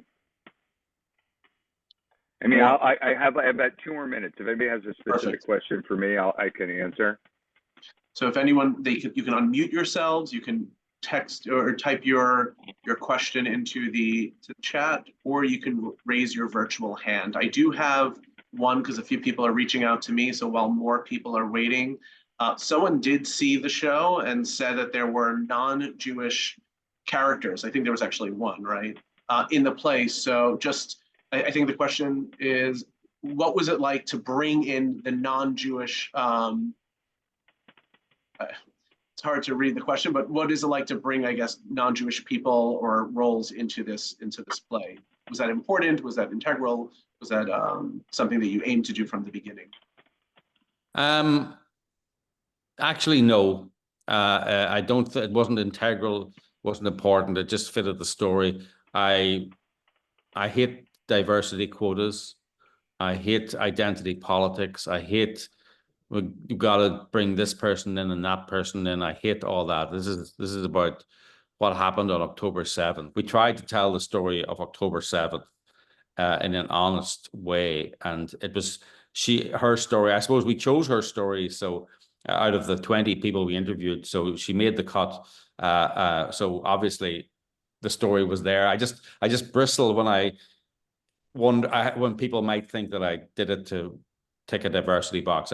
We didn't. We did it because it was obviously it was an important story to tell. And I would also like to add that the Bedouin character that Salma played, I think her character is essential because Hamas was there to kill Jews, but they were also there to kill the idea of diversity, the idea of the beauty of Israel. They want everyone to think that Israel, like you said, Mike, yeah, white colonizer, apartheid, and there are Druze, there are Bedouins, there are 20, how many 20% are Arab Israelis with full, and that's what Hamas wants to kill too. So I think that the Bedouin doctor was part of the beauty of Israel that you can't, and part of the spirit of Israel that you can't kill. But I think that's a very good point. And by the way, because people's ignorance of Israel is frightening and vast and can't be ever underestimated. I can tell you a guy I know, great guy, and not even slightly stupid, was at the play and said, "Oh, there was an Arab. I didn't know there were Arabs in Israel." I went, "There's 2 million Arabs in Israel," right? And he genuinely, and I thought, wow, this is something the play is doing. It's actually telling people, like, these really, for a lot of people, this is like everyone knows this stuff, and that there are, that there are Muslims that are in the parliament, that that they're in every position of power in the country, that there's no such thing as there's no apartheid and all this nonsense. People don't know that, because people get told lies and they believe them because they get told it by the BBC and other mainstream media outlets that have done an incredible disservice, particularly to this story. Yes, I would like to add about the girl who played Yasmin. Her name's Salma, and she was amazing, and she was so respectful of us when we would have conversations in the dressing room about the messages every time we got an update. But I also, this is not to give me praise, this is about her, so bear with me. But I made these bracelets. I'm wearing one right now. It says Tikva for Hatikva. It's because I felt after October 7th it was too dangerous, sometimes still is, to wear my Jewish star, although I'm wearing it proudly here. And I made everyone in the cast a bracelet with their person's initial and their initial in real life. And I said, this is because it was too dangerous. And so this is my little gift to you guys. And she went up to me. She showed me her necklace of Allah. She is Muslim. She's Pakistani. And she said, I understand what you're going through, how you don't feel safe wearing your star, because that's how I felt after 9/11. And she just really was so respectful of all of us and our religion and our beliefs. I just had to give her a shout out for that. Yeah. I appreciate that. And I think that's another reason why I feel like it's so important to have a cast like you had, is everyone can share this experience together. Yeah, Ozzy has his hand up. Okay. So Ozzy, if you want to share, you can unmute yourself. And then I do have a few questions that came into, again, the chat, if people don't have any other ones. Ozzy? I just want to say one thing. Oh, I'm sorry, this is my father. My parents get preferential treatment. That's fine. When I left the show, I felt like I was there. That's how it was so powerful. I felt, you made me feel like I was there. I want to thank everybody. Amazing job. Thank you. Thank you. Michael, as the mother of Jenny, who played Shani, I have to tell you, I just want to thank Anne and Phelim, because this play meant so much. I mean, I lived in Israel years ago after the 73 war, and all I can tell you is it's so important to continue this play. As her mom, seeing her portray the character, we got to know Shani, who came to New York. It was just the most amazing experience. I just want to thank you both, for being able to do this, because it meant so much to us. So. Well, I just want to say, thank you, Linda. And I want to say, shout out to Linda. And there were a couple of other people who were just such rock stars. There was a guy, randomer, that we had met, a retired lawyer, lives on the Upper West Side, who got up at like 4 o'clock in the morning, was putting up posters. And basically he and Linda, she was doing the very same thing. She was putting up posters. I saw her in action She would be like talking to people, like walking up to people on the street saying, hey, by the way, like I saw her, like she would see somebody, maybe somebody wearing the kippah, and she was like, oh, hello, sorry, sorry, I'm Jewish myself. And then she would do this whole thing where she'd do this selling. And I just think, what a rock star. We had people like, you know, really, because somebody asked a question earlier in the questions and said, you know, where did you advertise? You know, we had a limited budget. We did spend quite a bit of money on advertising, but, you know, people then said, oh, I never heard about it or whatever. I mean, we tried our best. You know, it was tough, but we did have rock stars. We did have these rock stars like Linda, who was just, oh my God. Thank you, Linda. Other people, any other questions or thoughts? I think Ozzy is unable to mute. He says, I wanted to ask, is there some Achilles heel in the anti-Israel narrative? That's a good one. It kind of goes back to what I was talking about, you know. Unfortunately, the world is now divided, you know, good people and bad people. And if we can get away from that if you're white, you're good, and if you're brown, if you're white, you're bad, and you're brown, you're good. If we can get away from that, once you allow that to happen, we can all be put in our box. And unfortunately, Israelis have been put in an identity box. Now, the Achilles heel is hopefully the idea of identity politics, and that people who are of a certain nation or a certain race are all good and all the other people are all bad. Hopefully that will go away, and then people will be judged by the content of their character, not where they're from, not their nationhood, not their ethnicity, not their religion, you know. But I don't know if I mean, it's always a big surprise to me, anti-Semitism and anti-Israeli. I think it's a surprise, and I think it's a surprise to a lot of Jewish people living in America who didn't really quite realize how anti-Semitic America was. I mean, that was something that we learned. You know, as I said, we're both Catholics, but we have, you know, I always say to people, I never met a Jew, I think, until I went to America, but now I know all the Jews, proper Jews, all the way over to the, you know, Jewish, as self-described Jewish. So I know them all now. And it was, I mean, I think there's volumes will be written about October 7th, but one thing that was really shocking was the number of people who would say to us that, like, the best friend they had, the neighbor they had, somebody they loved, actually, who just didn't say a word or then did say something. Like a next door neighbor of ours in Los Angeles, who her best friend of 35 years turns out to be a big fat anti-Semite, you know, and we had loads of experiences of that. And I think the experience of Jews living in America has been something that it's an untold story, really, of what it was on October 8th to go out of your house and wonder, well, what do you think of me? You know, and then find out, oh my God, were you thinking this all the time? I mean, it's like, it must be super weird. I can't imagine how strange that must be to come out of your house the day after your people have been massacred in Israel and not be sure of who your neighbors are anymore. I mean, it's like, I don't even get it, actually. And I get very shocked by things people have said to me, I have to say, you know. And I think sorry.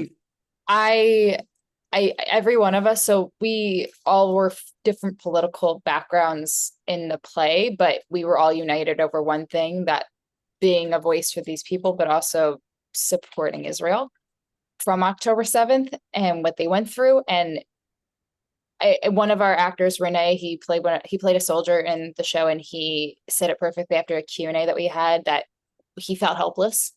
We all felt helpless. I've been going to hostage rallies. I've been putting up stickers. I've been doing everything I can, it just felt like it wasn't enough. And doing this play felt like we were helping in some way. It felt like, okay, we have a purpose, and now the play's done. I think our director summed it up perfectly. Although we're relieved because it was a very emotionally hard show, it also feels a little empty. But we felt like we had to do something, and we were able to do it by doing the show. It wasn't about us, it was about them. Mm-hmm. There are also two more questions, very similar.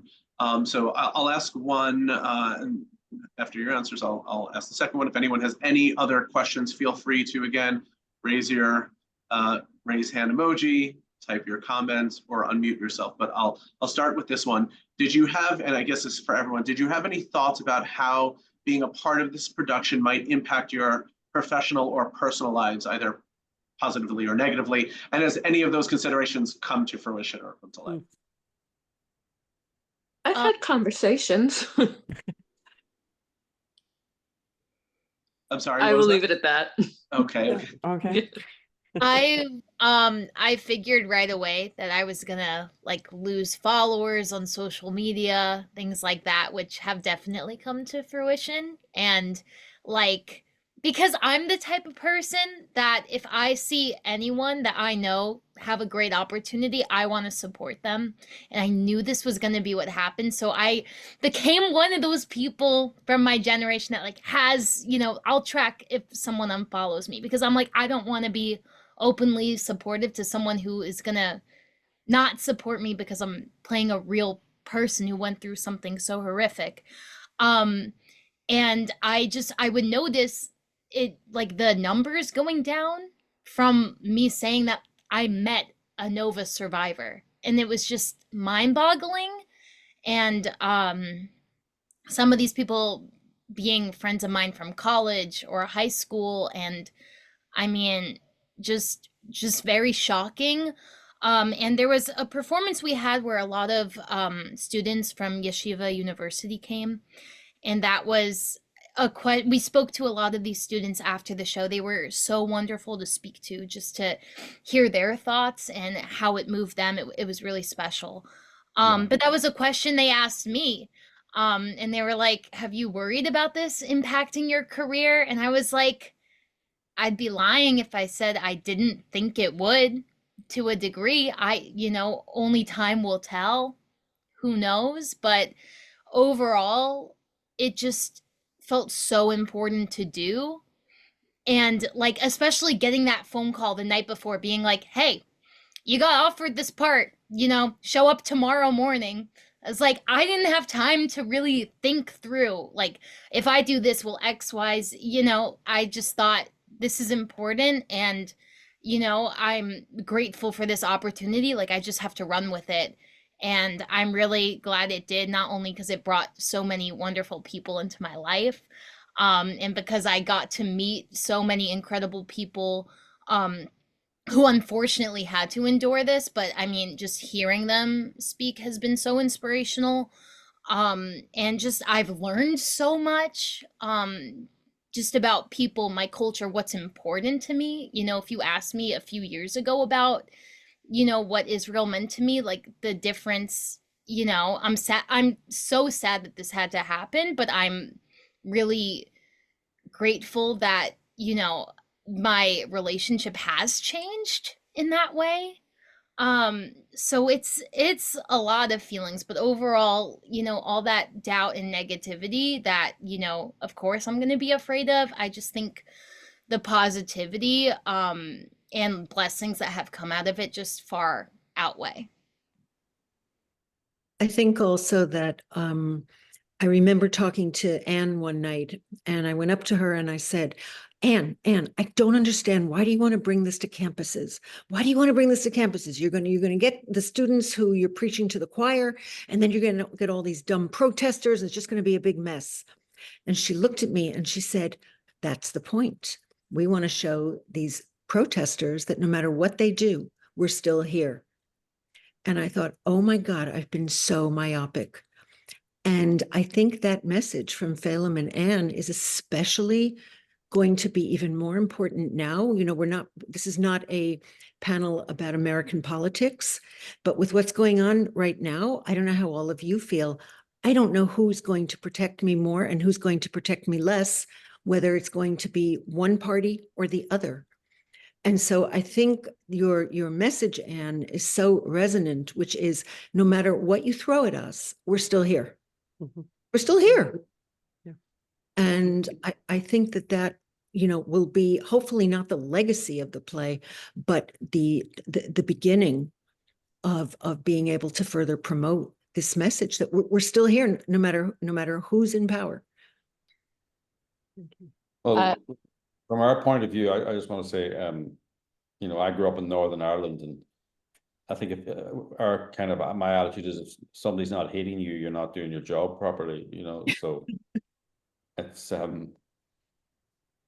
it's probably the reason I did it, you know, was to have my career damaged, you know. I mean, there's no point in doing something if you're not going to annoy a lot of people, is my opinion, you know. It's just and the truth seems to do that nowadays. What do you think, Anne? Can you imagine I'm married to him and this is the way he thinks, you know, it's nothing's worth doing unless you annoy somebody. Don't think that's really, you know, no, nothing's worth doing unless it makes a difference. And this made a difference. This made a huge difference, and made a huge difference to Jewish people. I mean, people say things like, how are you going to get other people to see it other than Jewish people? And in some ways, I feel like that question minimizes what the play is doing, because I think one of the things that we heard a lot from audiences was, thank you for seeing us.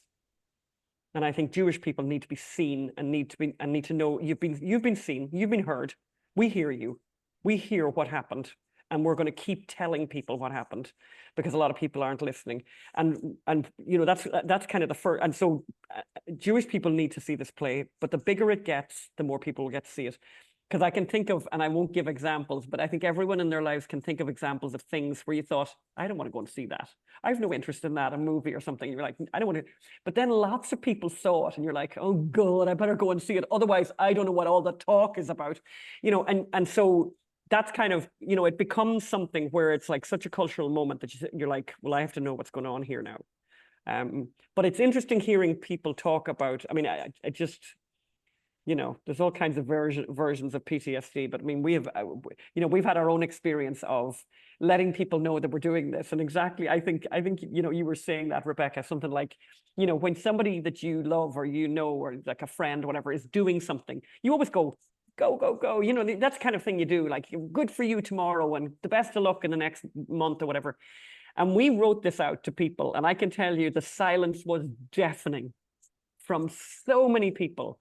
And some of it was really shocking. Like, we went to a party, let's say, at one stage with a lot of people that we know really, really, really well.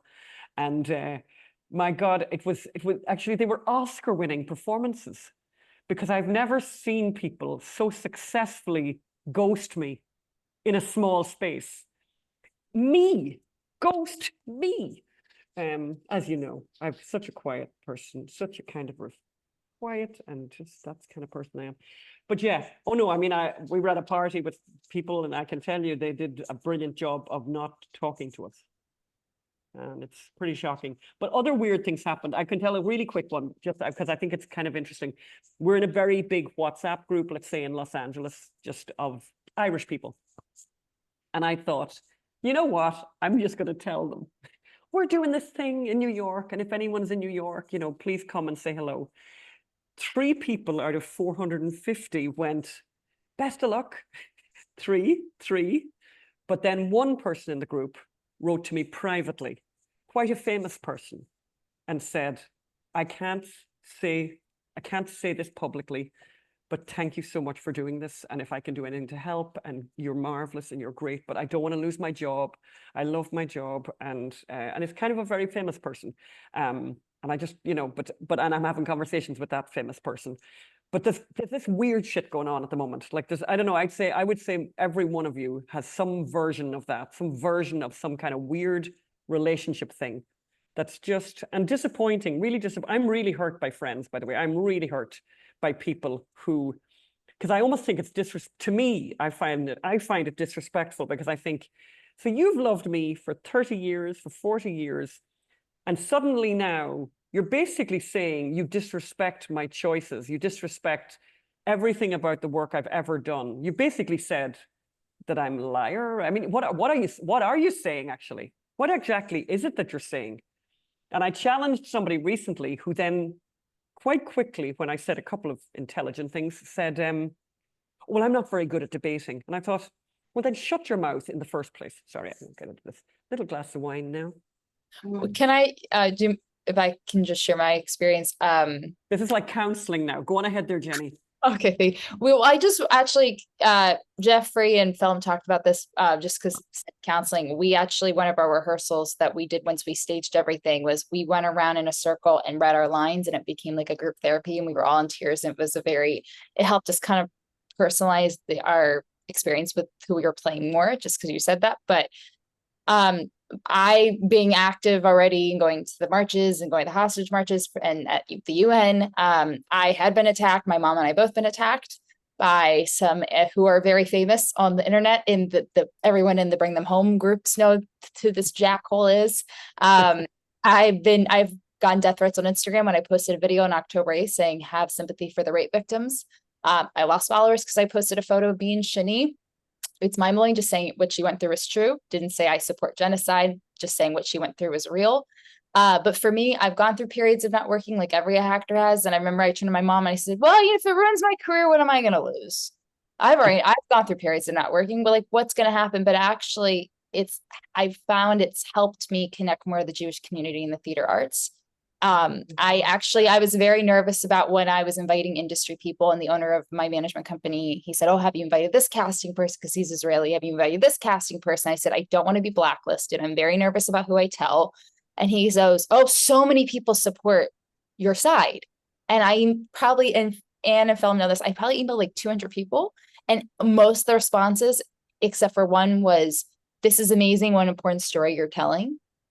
And so actually it's helped me. And I feel like a lot of people didn't know I was Jewish for some reason. Hochberg sounds super Jewish, but people didn't know, and now everyone knows. And it's helped me connect. And I'm just so grateful that, like Rebecca said, we actually had a conversation on the subway I think like a week ago, because we hang out all the time. And I said to her, how do you feel conflicted that like in a way this show really just connected us more to the Jewish community and our entertainment industry, but also that we in a way we wish that this never happened. And we were like, it's very conflicting because we're incredibly grateful for what we were given with this play, but also we wish that none of this happened.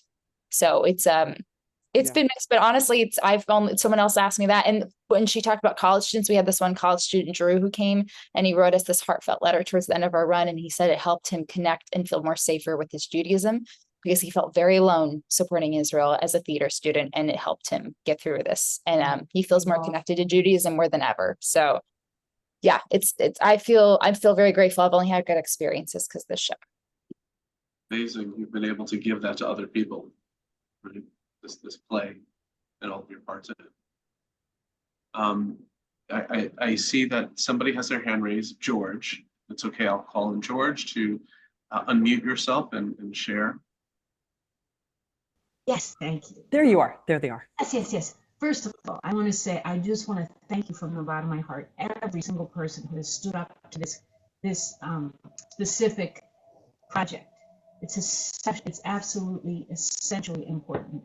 And I also want to point out that there's a difference between politics and social. So much of what is essential has been pulled up into the whole word of politics. It's really a social issue, and we need to stop looking at it that way and educate people. This is a social issue. There are people who matter, and this is a free world, and we're supposed to be free. But my question is, you guys obviously you're a corporation of 501c3. And my question is, how much kickback did you get from the government to create this thing? The government? Israel. With the government of Israel. The question was, because you're a 501c3 and you mentioned things like people saying you should tone it down. I was wondering if you're getting any of that from the government because you are a corporation of 501c3. No. Nothing like that. No. Nothing official. Nothing. No. No. I mean, no. It all came from kind of people, and actually, it came from a good place. It came from people being hypersensitive about how Israelis might be portrayed by the outside world. And of course, you're a nation at war, and of course you're going to be hypersensitive to that, and everyone's crapping on you. So of course you're going to be sensitive It's like Irish people are very sensitive. You know, people, small nations are often very sensitive about. But I think Israelis have a particular reason. No, it was people coming from a good place, and it wasn't the urge to censor a political message. Actually, it was an urge to put your best face forward, and that's an understandable human emotion, but it's not what it couldn't be what this play was about. You know, that to be. And by the way, people will get that. If you make people too nice, people will see they're fake. Every great character has contradictions and flaws. In every movie and every play you've ever been in or seen, the characters are contradictory. The best characters are contradictory. They're not sweet people generally. They've got a little edge to them. They've got a little steel to them. They've got a little complication, a little flaws. And so that's why it was important, I suppose, from an authenticity point of view. I think I'm just looking at all the characters people played here, you know, they all have messy lives. And, you know, they all have complicated family lives, you know, the people they were playing, and they all have relationships that don't work and do work, and they have opinions and they disagree with this person and that person. And Rebecca plays a bratty little teenager. My favorite bratty teenager. It's terrible. You behave terribly to your mother. I can't believe it. But, you know, and I mean, it was really funny to interview the person Rebecca's playing and the person Alyssa's playing, because we're having this mother-daughter drama whilst talking about the most terrible traumatic day in their life. And I was so glad to have that drama because it was so human, you know, and you know, and it's a wonderful relationship on stage. So I want to ask if anyone has any last remarks from the panelists. After that, I have a special request, which I'll mention after. So I just want to ask if there's any final words from our panelists.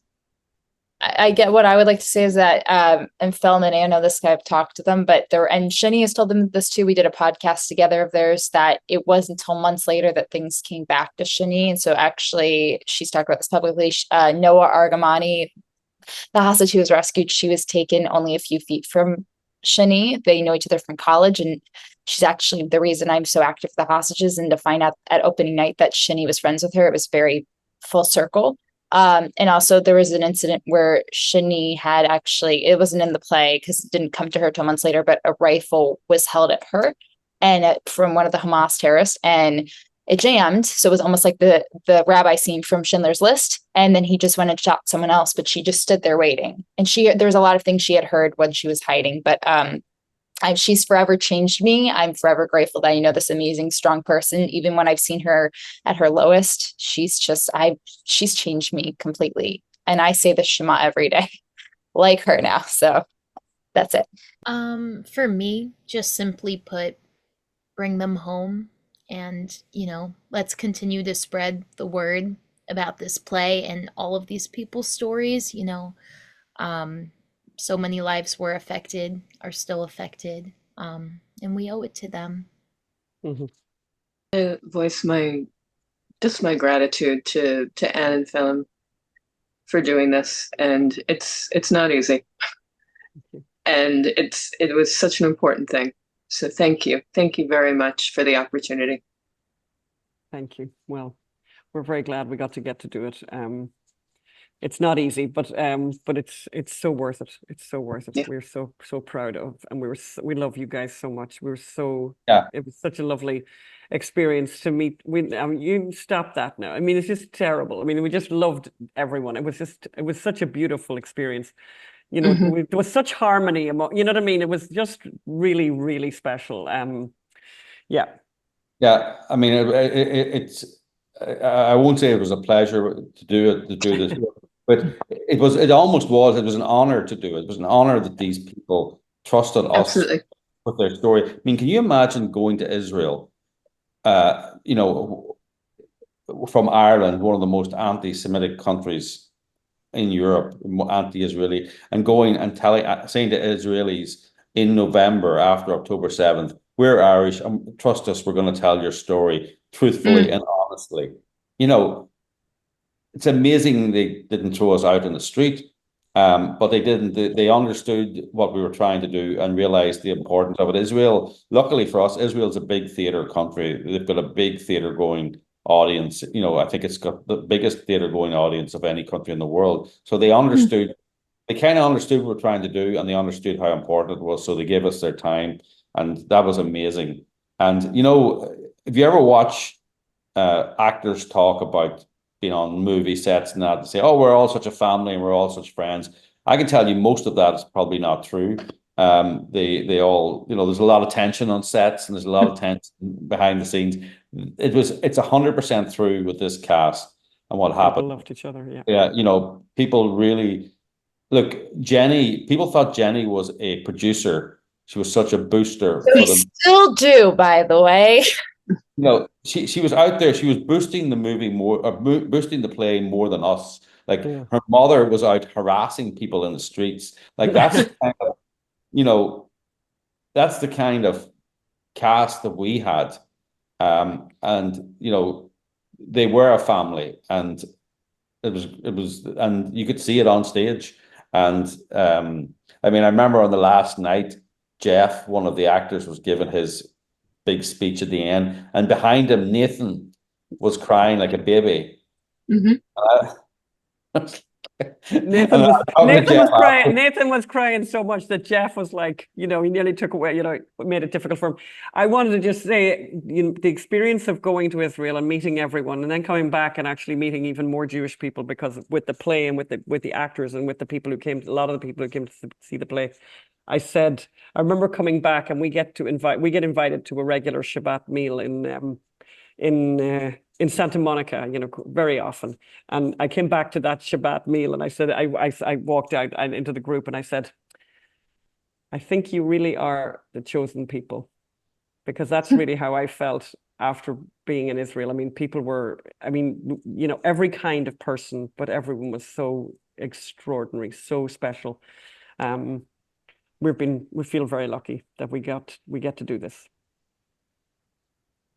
Well, on that note, I have two requests. The first one is, if you were moved by what you heard today, again, October 7, theplay.com. October 7, theplay.com. There is a donate button. That will be something that we can all do to help get this show going again in different places, hopefully on college campuses. It'll take us to do that. The other thing I'm going to ask everyone to do is, if they can unmute themselves. We have a birthday. It's Jenny's birthday.